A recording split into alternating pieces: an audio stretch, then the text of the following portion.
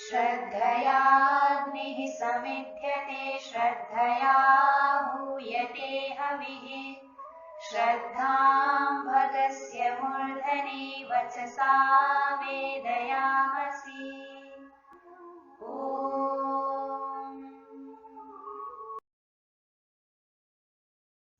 नमस्ते जी। ही संस्कृतम शिक्षामही में आप सभी का हार्दिक स्वागत है। आइए नई कक्षा आरंभ करने से पहले हम पिछली कक्षा की आवृत्ति कर लेते हैं। पिछली कक्षा में हमने देखा था कि भविष्य में होने वाली किसी क्रिया को करने की सूचना मात्र देनी हो तो अन्य प्रत्यंत क्रिया के साथ अस धातु का लृट लकार में प्रयोग किस प्रकार करना है। साथ में यह भी देखा था कि यदि कर्ता और कर्म अलग अलग हैं तो योग्य अर्थ में अन्य प्रत्यंत क्रिया का प्रयोग नहीं होता है। अन्य प्रत्यंत क्रिया का प्रयोग योग्य अर्थ में तभी होगा जब अन्य प्रत्यंत क्रिया का कर्ता और कर्म एक ही हो। यदि वाक्य से भविष्य में किसी क्रिया को करने की बाध्यता व्यक्त की जा रही है तो इस प्रकार के वाक्यों का अनुवाद करने के लिए अस धातु लृट लकार के साथ तव्य प्रत्यंत क्रिया अथवा अन्य प्रत्यंत क्रिया दोनों में से किसी का भी हम प्रयोग कर सकते हैं। और विशेषण के रूप में तव्य प्रत्यंत क्रिया और अन्य प्रत्यंत क्रिया का प्रयोग किस प्रकार किया जाता है यह भी देखा था। आइए अब हम अपनी अगली कक्षा की ओर आगे बढ़ते हैं। आज हम संबंधवाचक विशेषणों को देखेंगे। सामान्य रूप से हम संबंध के लिए षष्ठी विभक्ति का प्रयोग करते हैं। इस षष्ठी के स्थान पर हम इन विशेषणों का भी प्रयोग कर सकते हैं। प्रथम विशेषण है मदीय मामक मामकीन, अर्थ है मेरा। तीनों ही अकारांत हैं, अतः पुल्लिंग में तीनों के रूप राम के अनुसार चलेंगे और नपुंसकलिंग में फल के अनुसार चलेंगे। यदि हम कहना चाहते हैं मेरे पिता तो हम मदीयः पिता अथवा मम पिता दो में से किसी का भी प्रयोग कर सकते हैं। मम यह अस्मत् सर्वनाम षष्ठी विभक्ति एकवचन का रूप है।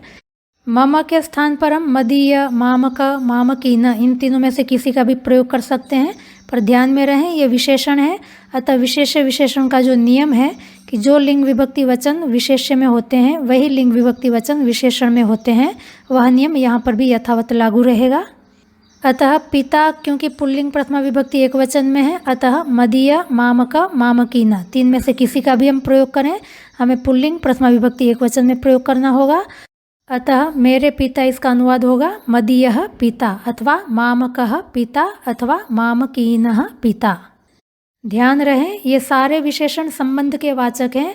जब हम इन विशेषणों का प्रयोग करेंगे तब षष्ठी विभक्ति का प्रयोग हमें नहीं करना है।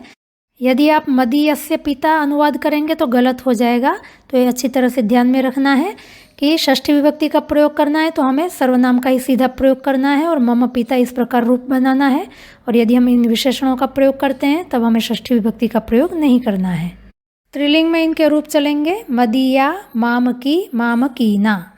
सामान्य रूप से अकारांत प्रातिपदिक जब स्त्रीलिंग में हम चलाते हैं तो उसको आकारांत कर देते हैं, पर मामक शब्द अपवाद है, वहाँ पर आकारांत नहीं होता है, दीर्घ ईकार जोड़ करके स्त्रीलिंग में रूप बनाया जाता है।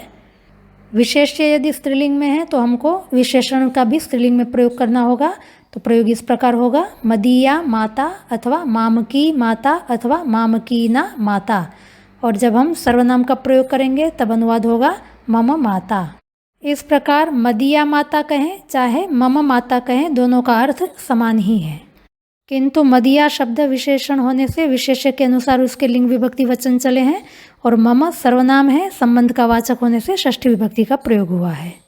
यहाँ पर प्राय लोग गलती कर जाते हैं, तो आपको अच्छी तरह से ध्यान में रखना है जब हम संबंधवाचक विशेषण का प्रयोग करेंगे तब हमें षष्ठी विभक्ति का प्रयोग नहीं करना है, हमें विशेष्य विशेषण का जो नियम है उसका अनुसरण करना है। और जब हम संबंध को बताने के लिए संबंधवाचक विशेषण का प्रयोग नहीं करते हैं और सर्वनाम का प्रयोग करते हैं तब हमें षष्ठी विभक्ति का प्रयोग करना है। आगे विशेषण देखेंगे। त्वदीय तावक तावकीन अर्थ होता है तेरा। उदाहरण है त्वदीयम पुस्तकम अथवा तव पुस्तकम, अर्थ होगा तेरी पुस्तक। स्त्रीलिंग में इसके रूप चलेंगे त्वदीया तावकी तावकीना। उदाहरण है त्वदीया वार्ता अथवा तव वार्ता, अर्थ है तेरी बात।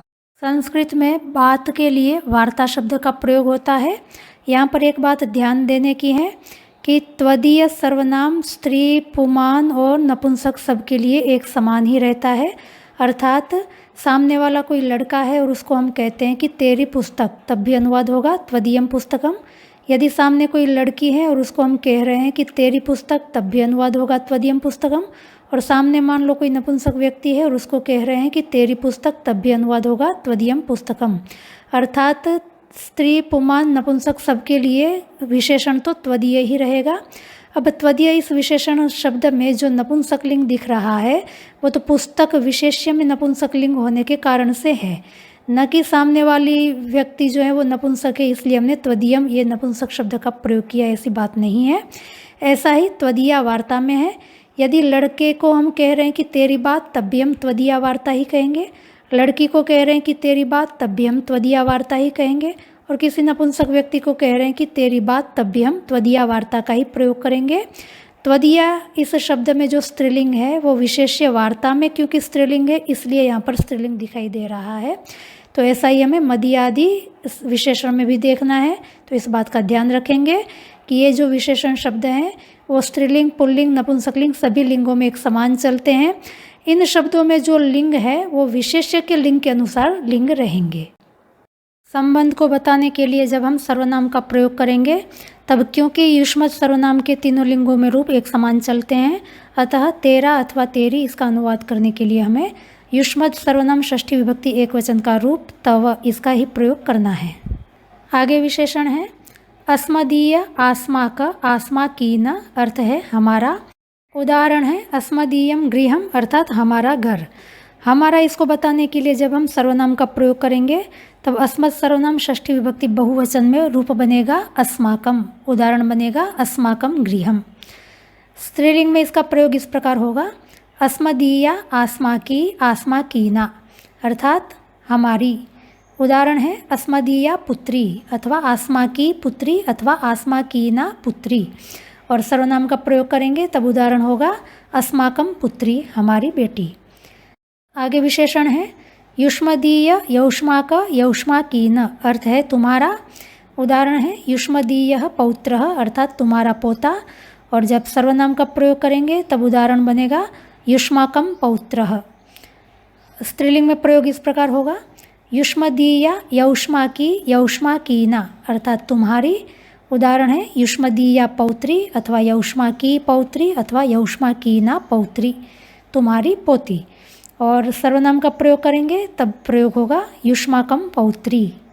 आगे विशेषण है भवदीय, भावत्क अर्थ है आपका। उदाहरण है भवदीय दौहित्रः अथवा भावत्कः दौहित्रः अर्थात आपका देवता, बेटी का बेटा। और जब संबंध को बताने के लिए हम सर्वनाम का प्रयोग करेंगे तब क्योंकि भवत सर्वनाम स्त्रीलिंग और पुल्लिंग में भिन्न भिन्न प्रकार चलता है, अतः यदि आपका शब्द के द्वारा किसी पुरुष को कहा जा रहा है तब उदाहरण बनेगा भवतः दौहित्रः। और यदि किसी महिला को हम कह रहे हैं तब प्रयोग होगा भवत्याः दौहित्रः। और स्त्रीलिंग में प्रयोग होगा भवदीया अथवा भावत्की अर्थ है आपकी। उदाहरण है भवदीया दौहित्री अथवा भावत्की दौहित्री अर्थात आपकी नातिन, बेटी की बेटी।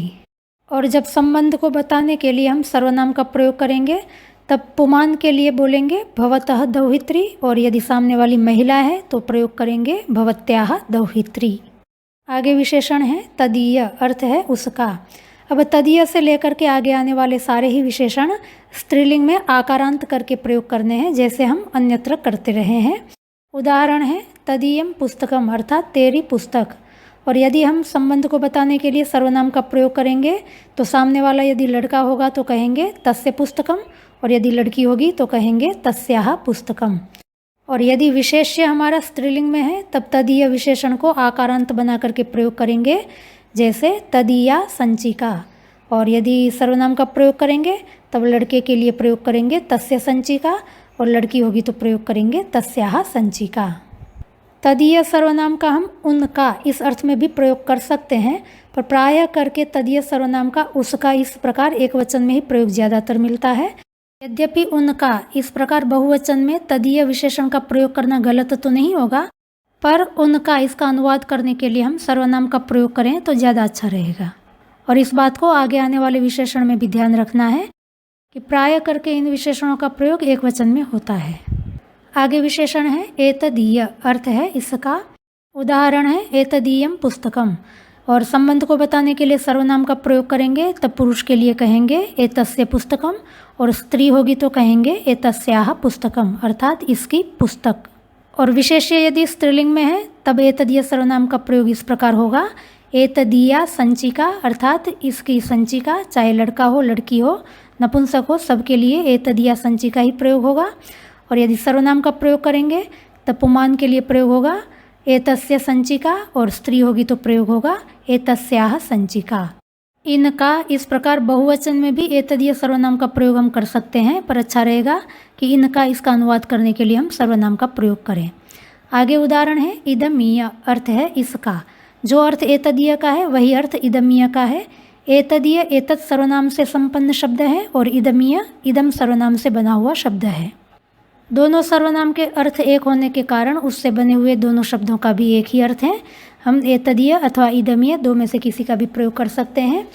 इदमीय विशेषण के उदाहरण हैं इदमीयः बालकः, और सर्वनाम का प्रयोग करेंगे तब उदाहरण बनेंगे अस्य बालकः अथवा अस्याः बालकः, अर्थ है इसका बच्चा। जब विशेष्य स्त्रीलिंग में है तब इदमीय विशेषण को आकारांत बना करके प्रयोग करेंगे, जैसे इदमीया बालिका, अर्थात इसकी बच्ची। अब इस शब्द के द्वारा चाहे पुमान स्त्री नपुंसक किसी को भी बताया जाए सबके लिए यही व्यवहार होगा इदमीया बालिका। और यदि सर्वनाम का प्रयोग करते हैं तब पुल्लिंग नपुंसकलिंग में प्रयोग होगा अस्य बालिका और स्त्रीलिंग में प्रयोग होगा अस्याः बालिका। आगे विशेषण है किमीय, अर्थात किसका। वाक्य प्रयोग होगा किमीयः बालकः, अर्थात किसका बच्चा है। और सर्वनाम का प्रयोग करेंगे तब पुमान के लिए कहेंगे कस्य बालकः, अर्थात किस पुरुष का बच्चा है। और स्त्री होगी तो प्रयोग होगा कस्याः बालकः, अर्थात किस स्त्री का बच्चा है। और यदि विशेष्य स्त्रीलिंग में है तो किमीय इस विशेषण को आकारांत बना करके प्रयोग करेंगे किमीया बालिका, अर्थात किस पुरुष की बच्ची है अथवा किस महिला की बच्ची है। और जब सर्वनाम का प्रयोग करेंगे तब पुरुष के लिए व्यवहार होगा कस्य बालिका, और यदि स्त्री विषयक प्रश्न होगा तब कहेंगे कस्याः बालिका। किनका इस प्रकार बहुवचन में भी किमीय विशेषण का प्रयोग कर सकते हैं, पर अच्छा रहेगा कि हम सर्वनाम का प्रयोग करें क्योंकि प्राय करके इन विशेषणों का प्रयोग एक वचन में ज़्यादा मिलता है। आगे विशेषण है यदीय, अर्थ है जिसका। उदाहरण है यदि यह बालकः, अर्थात जिसका बच्चा। और यदि सर्वनाम का प्रयोग करेंगे तब पुल्लिंग में प्रयोग होगा यस्य बालकः, अर्थात जिस पुरुष का बच्चा। और स्त्री होगी तो कहेंगे यस्याः बालकः, अर्थात जिस स्त्री का बच्चा। और यदि विशेष्य हमारा स्त्रीलिंग में है तब प्रयोग होगा यदि या बालिका, अर्थात जिस स्त्री या पुरुष की बच्ची। और सर्वनाम का प्रयोग करेंगे तब उदाहरण होगा पुरुष के लिए यस्य बालिका, अर्थात जिस पुरुष की बच्ची। और स्त्री होगी तो उदाहरण होगा यस्याः बालिका, अर्थात जिस स्त्री की बच्ची। इन सब विशेषणों का वाक्य में प्रयोग करके हम देखेंगे जिससे कि आपको और स्पष्ट हो जाए। और कुछ विशेषण बाकी हैं, पहले उनको देख लेते हैं। एक छोटी सी पर महत्वपूर्ण बात है कि संस्कृत में स्व सर्वनाम के दो अर्थ हैं, अपना और आत्मीय। अन्य सर्वनामों की अपेक्षा से स्व सर्वनाम की विशेषता है कि स्व सर्वनाम हमेशा विशेषण के रूप में प्रयोग किया जाता है। जैसे मेरा बेटा, इसका अनुवाद करने के लिए हम अस्मत् सर्वनाम षष्ठी विभक्ति एक वचन में प्रयोग करेंगे मम पुत्रः। यहाँ पर हमने अस्मत् सर्वनाम षष्ठी विभक्ति में प्रयोग किया है। और यदि वाक्य इस प्रकार हो कि अपना बेटा, तो अपना इस अर्थ में स्व सर्वनाम हमेशा ही विशेषण होता है और पुल्लिंग में ही होता है। विशेष्य चाहे किसी भी लिंग का हो, पर अपना अर्थ में स्व सर्वनाम का प्रयोग पुल्लिंग में ही होगा। अतः अपना बेटा इसका अनुवाद होगा स्वः पुत्रः। तो यहाँ आप देखें कि अस्मद का तो हमने षष्ठी विभक्ति में प्रयोग किया है मम पुत्रः, पर स्व सर्वनाम का प्रयोग करते समय हमने विशेष्य पुत्र की जो विभक्ति है प्रथमा विभक्ति, उसी का ही प्रयोग विशेषण स्व में हमने किया है। और वाक्य होता अपनी बेटी, तब अनुवाद होता स्वः पुत्री।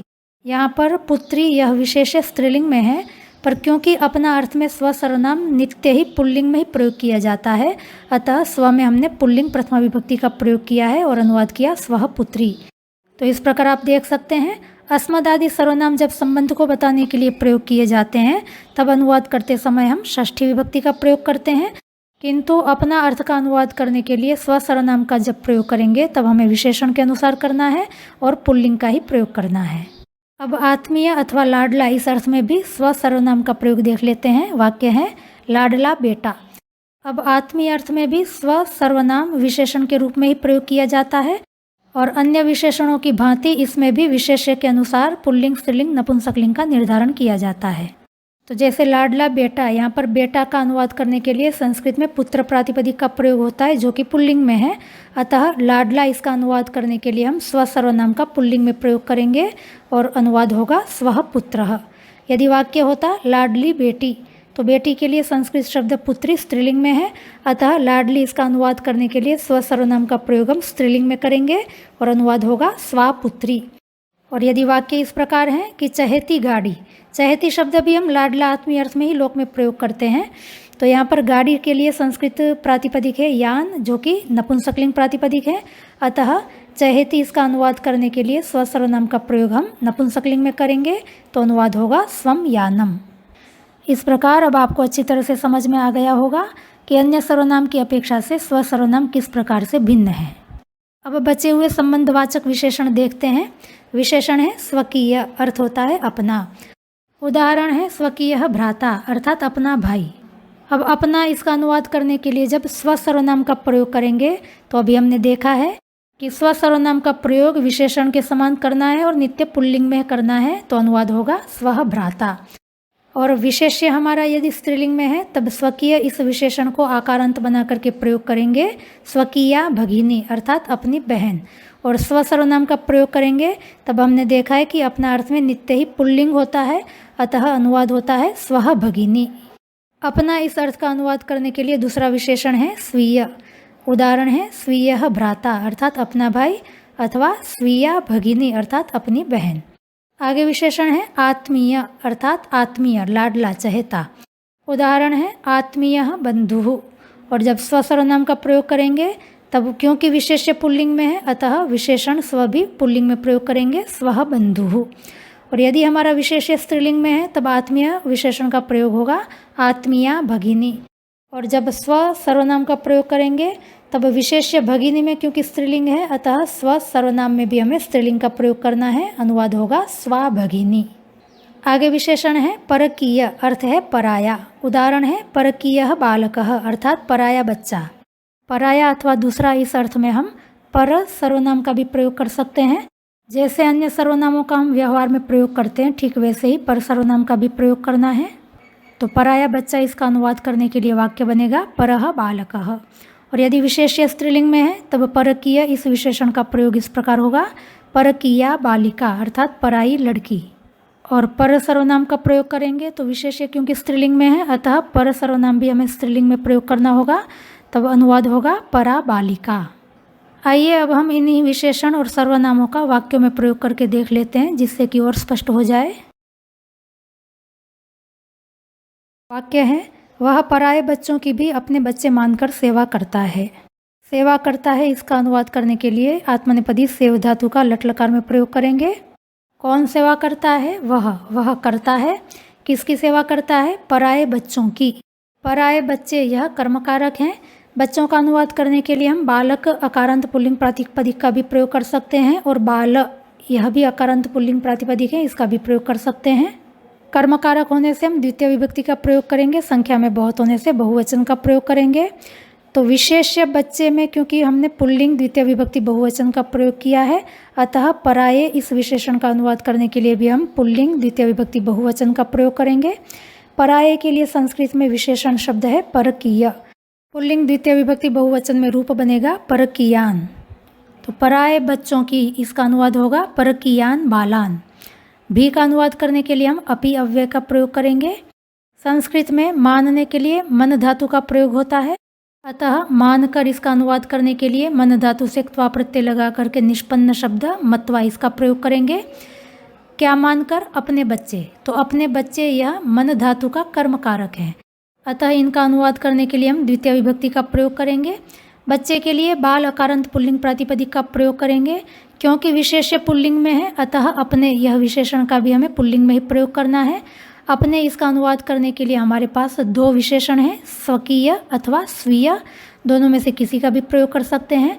पर क्योंकि विशेष्य पुल्लिंग द्वितीय विभक्ति बहुवचन में है, अतः अपने इसका अनुवाद करते समय हमें विशेषण का भी पुल्लिंग द्वितीय विभक्ति बहुवचन में प्रयोग करना होगा। तो कुल मिलाकर के वाक्य का अनुवाद होगा, सह परकीयान बालान अपि स्वकीयान स्वीयान वा बालान मत्वा सेवते। और जब हम पराये और अपने इन दोनों का अनुवाद करने के लिए पर और स्व सर्वनाम का प्रयोग करेंगे तब अनुवाद होगा, सह परान बालान अपि स्वान बालान मत्वा सेवते। और यदि वाक्य इस प्रकार हो कि वह परायों की भी अपना मानकर सेवा करता है।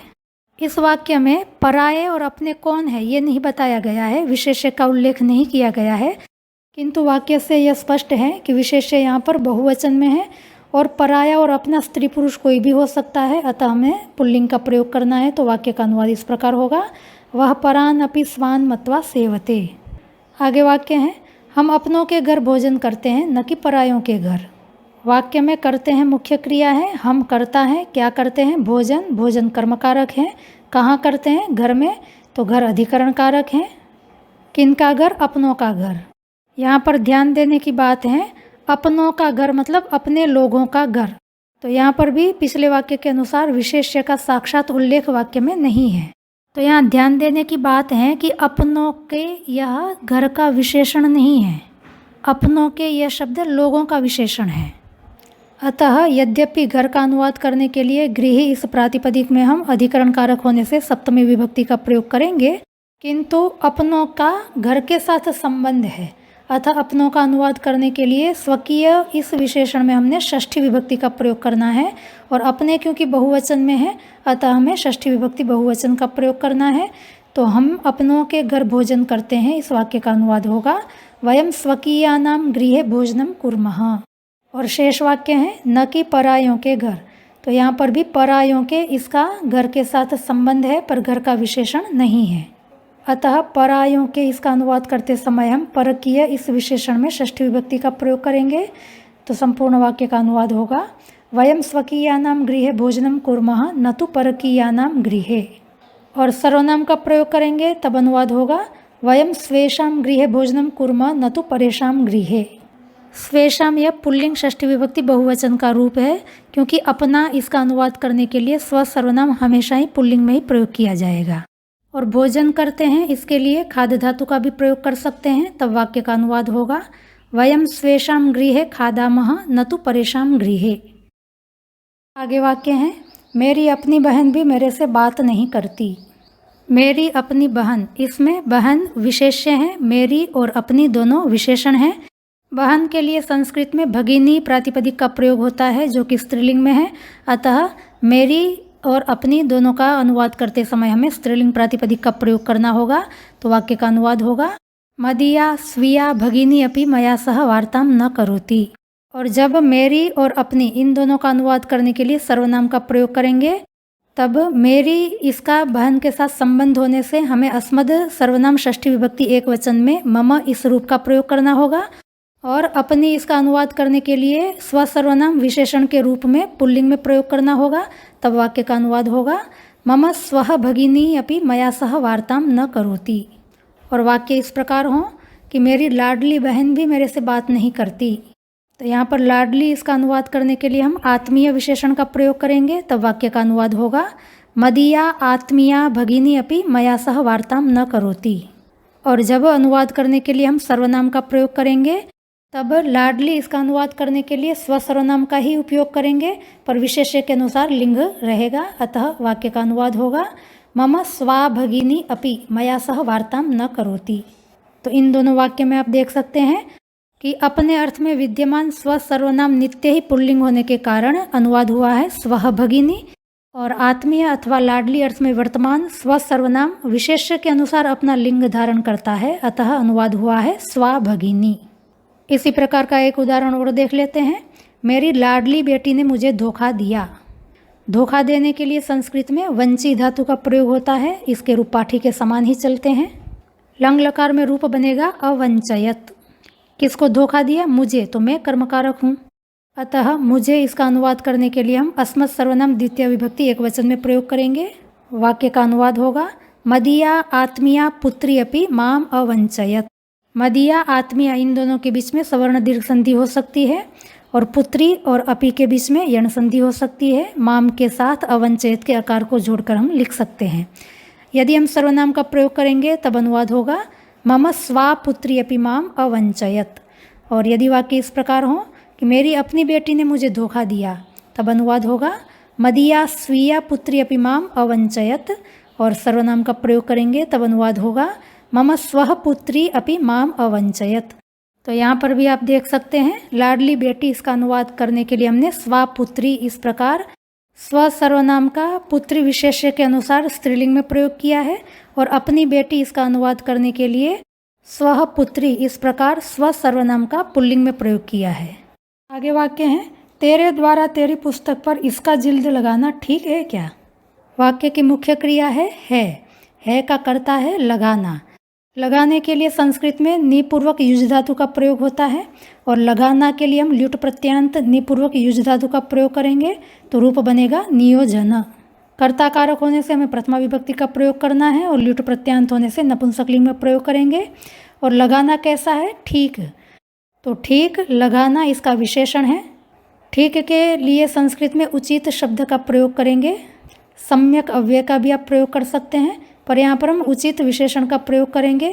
तो नियोजन विशेष्य में क्योंकि हमने नपुंसकलिंग प्रथमा विभक्ति एकवचन का प्रयोग किया है, अतः उचित प्रातिपदिक में भी हम नपुंसकलिंग प्रथमा विभक्ति एकवचन का प्रयोग करेंगे। और क्या इसका अनुवाद करने के लिए किम अव्यय का प्रयोग करेंगे। तो लगाना ठीक है क्या, इसका अनुवाद होगा नियोजनम उचितम अस्ति किम। क्या लगाना है, जिल्द लगाना है। तो जिल्द लगाना रूप नियोजन क्रिया का कर्मकारक है। जिल्द अर्थात पुस्तक के ऊपर जो हम कागज़ का कवर लगाते हैं उसको यहाँ पर जिल्द शब्द से कहा जा रहा है। जिल्द के लिए संस्कृत में शब्द है आवरण, नपुंसकलिंग प्रातिपदिक है।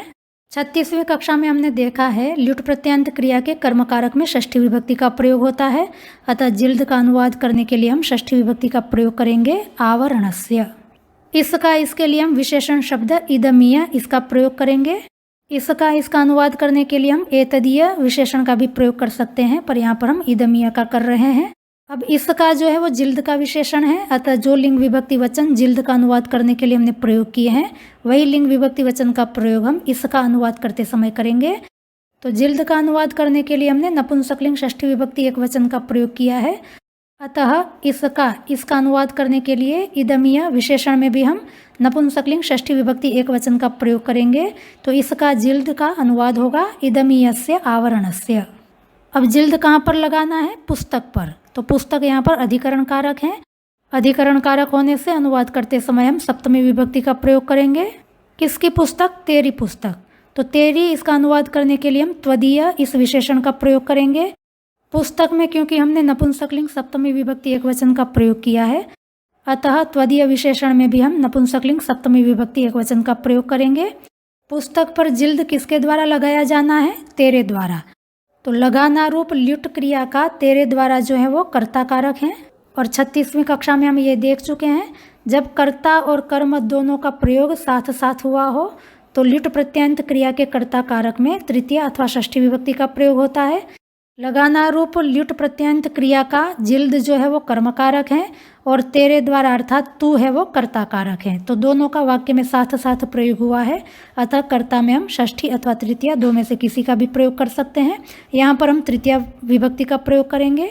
तो तेरे द्वारा इसका अनुवाद करने के लिए युष्मत् प्रातिपदिक तृतीया विभक्ति एकवचन में प्रयोग करेंगे। इस प्रकार संपूर्ण वाक्य का अनुवाद होगा त्वया त्वदीये पुस्तके इदमीयस्य आवरणस्य नियोजनम उचितम अस्ति किम। इदमीयस्य आवरणस्य यहाँ पर सवर्ण दीर्घ संधि संभव है और नियोजनम उचितम यहाँ पर आप उकार को मकार के साथ जोड़ करके लिख सकते हैं। और जब सर्वनाम का प्रयोग करेंगे तब इसका अनुवाद होगा त्वया तव पुस्तके अस्य आवरणस्य नियोजनम उचितम अस्ति किम। एक अंतिम वाक्य देख लेते हैं, जिसकी लाठी उसकी भैंस।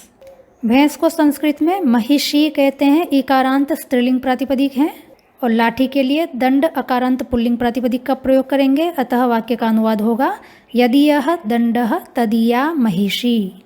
और सर्वनाम का प्रयोग करेंगे तब अनुवाद होगा यस्य दंडः तस्य महिषी। और इसी वाक्य को थोड़ा सौंदर्य के साथ बोलना चाहें तो इस प्रकार भी बोल सकते हैं, दंडः यस्य महिषी तस्य। तो आशा करती हूँ कि संबंधवाचक विशेषणों का प्रयोग किस प्रकार करना है यह आपको अच्छी तरह से समझ में आ गया होगा। अब आप इनका प्रयोग अधिक से अधिक करें जिससे कि आपके लिए भी ये सहज हो जाए। तो आज का पाठ यहीं तक रखते हैं।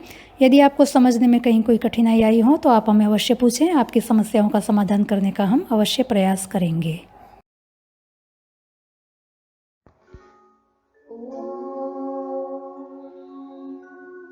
श्रद्धां प्रातर्हवामहे श्रद्धां मध्यं दिनं परि श्रद्धां सूर्यस्य निमृचे श्रद्धे श्रद्धापये हनः।